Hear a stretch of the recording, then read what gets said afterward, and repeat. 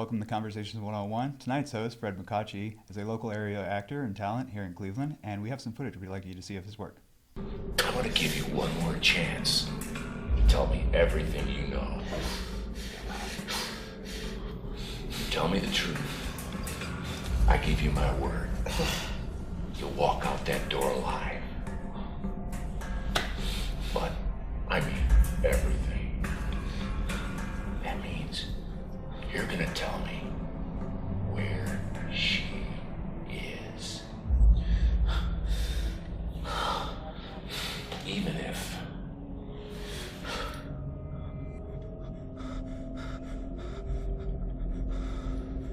I have to pry it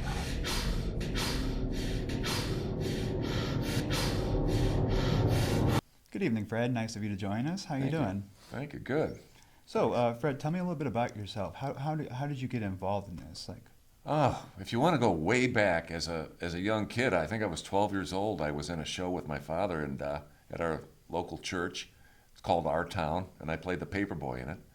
Then, flash forward a few years, in my late teens, I decided to audition for a local theater and liked it so much that it was like early April, so I ended up doing the whole summer to the end of October.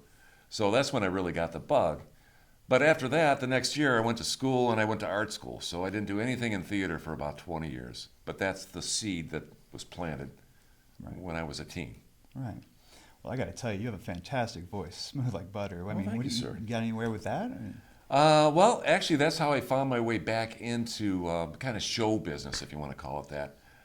People always said that, and I decided, well, I'm going to do something about this because I liked talking, and I thought, well, it's a talent, I should use it. So I figured out how to get into a radio station, and I got a job as an intern. And the person I worked with was the producer of the radio station, so he trained me on how to do commercials. So I did a bunch of 10-second commercials for the station, a few minute-long ones, and he gave me other stuff to do, and that built from there. That built into doing a demo CD. The demo CD I turned into all the local talent agencies, and one of them called me back and said, we want you to come in. We really loved your demo. And I came in, and they were like, well, we want to get you on camera, too. So that led to doing commercial shoots, like for magazines and newspapers. I did do a few TV commercials with that agency. But the thing with local agencies is that eventually that begins to dwindle out because everyone in town's seen you. Right. So there comes the next step. So, what have you done lately? Have you gotten into any local film festivals? Any kind of work with that? Actually, the film festivals that are held in town, like the 48-Hour Film Project, Right. that was one of the things, because I met somebody when I got back into stage acting that told me, oh, I'm doing movies too. And I go, well, how do you do that around here? Well, this is right at the beginning of everyone having a digital camera with, movie capabilities. So she goes, I do this thing called the 48-Hour Film Project. So I looked up some of her films and saw what they were doing. And I'm like, well, how did you find out how to do that? And she goes, there's a website that you can go to that has a listing of all the different auditions and shows and all this different stuff, and a lot of it's movies. You should check it out. So I did, and one of the first ones I found, I went in and Lorain County Community College, and I got a role in a movie there almost immediately. So You're kidding me. yeah. First shot, man. Yeah, it sounds like that was a lucky break, or you're talented, one of the two. Well, I don't know. They were like, you need a 2-minute monologue, and I had about 2 weeks to do it. Right. And I knew what the show was about, so I created a monologue that I could remember because I wrote it, and it was about the kind of the storyline of the movie. So Nice. that helped. So, you mentioned something off camera when we were talking about a horror movie that you were working on recently. Well, I was just in the 48-Hour Film Project horror movie competition, which is still kind of going on right now as we speak. Everything had to be done by Sunday at 7 o'clock or 7:30. I think you had to have it in. So for people watching this in the future, that was 2 days ago? Sunday? Right, yeah. Right, yeah. And we didn't make it. Oh, okay. We had a few problems. Like what? What happened? Or what role did you play? I decided I would help by editing, which is not my forte. I'm an actor, right? Okay, so you were on the screen, but you were behind the camera for once. Yeah, kind of. I never saw the camera, but So anyway, I said I'll edit it. So because I do editing, I do a lot of auditions, so I edit that. I took a class where we were doing a 3-camera shoot like this and editing all that together. So I felt confident that I could handle a 6 or 7 minute film. So I did. I got all my stuff done. It ran a little late. We got to about 3.5 hours left to go. And we're trying to render it out on Adobe Premiere, which is editing software, very good quality stuff, and that's where the confusion set in. What happened?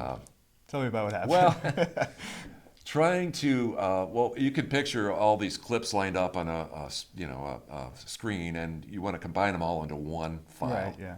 And so clicking export is what they call it, or rendering. Trying to do that without knowing exactly where it's going or why it's not rendering or reacting to key commands and stuff like that. So it ended up being in a file. We couldn't find it right away. By the time we found it, it didn't render all of the sound. It wasn't playable on the computer, so we couldn't play it back to make sure. All the time going like, oh my God, we got a half hour. We got to leave in 15. We got to leave in 10. We're not done. We're not going to make it. We're not going to get there on time. When you're editing, you ever get to the point where you're trying to get everything, the computer starts lagging, you get like real nervous and frustrated. It's the worst. Do you have that happen to you? Yes. And I won't name names, but a certain person told me that while you are editing, to not watch it in full resolution, watch it in quarter resolution or less. Yeah, there you go. Because that just eats up all the memory. And we had glitches like multiple colors and different, almost ghosting colors, like what's in this background here. Right. Picture that's supposed to be skin tone, and it's that. Oh Lord, you're probably losing your mind. It was kind of scary. Right. And again, all the sound files, all the music bed of the movie vanished. It wouldn't render. It was a nightmare, but we did figure it out. We're almost done with it. The fortunate thing is, even though you're late for the 48-hour horror film project, you can still turn it in. You're just not eligible for any of the plaques or awards that you could get. Okay. So, well, I mean, that's. but you do get this. Oh yeah, because it will be pat shown. on the back. You show up last minute and you pulled it off, though. So kudos. Well, Fred, can you do you have any words of advice for any future actors, filmmakers like myself on I believe you did take this class too before, correct? Yes, I did. Yeah. Can you tell me how that prepared you along where you are now? Because you're obviously fantastic on camera, and I think you've got great footage here. So can you kind of give some words of wisdom? Well, I mean, I would recommend taking a course like this course with the 3-camera because not only will you have experience like where we are, but behind the camera. That's really where I learned to use good quality editing software. Right. So you won't be where you were with the Adobe again.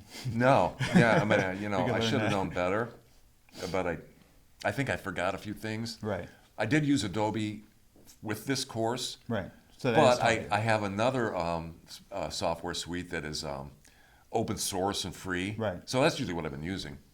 Well, I while doing this last 48-hour project, the other guys involved already had the Adobe, and they're like, why don't you use this? Why don't you use that? So I'm like, okay, I think it kind of is the same, but it really isn't. It's close. So there was a learning curve, but I put it all together. It didn't take me long to kind of figure it out and just zip through editing. Right. It was some of the other details. So you need a good background, and being forced to edit something, even though you don't want to, makes you do it because you're on a timeline. That's just like this course or the 48-hour film project. So there's you have to get it multifaceted. done. Yeah, not only on camera, behind the camera, but there's a lot more behind the scenes. Yes. And I think that you've benefited greatly because you showed up last minute and you handled it. And that's, Yes, I did. I Not a lot of volunteered. people can do that in pressure. So, all right. Well, Fred, sir, thank you for joining us tonight. You're welcome. All right. What are we done? Is that all the time we have? Oh, yeah, I'm sorry. I mean, it was a pleasure. I wish we could go longer, but we got to go. And that was Fred Munkachy. Thank you for watching. Please go ahead and check us out on YouTube. Have a good night.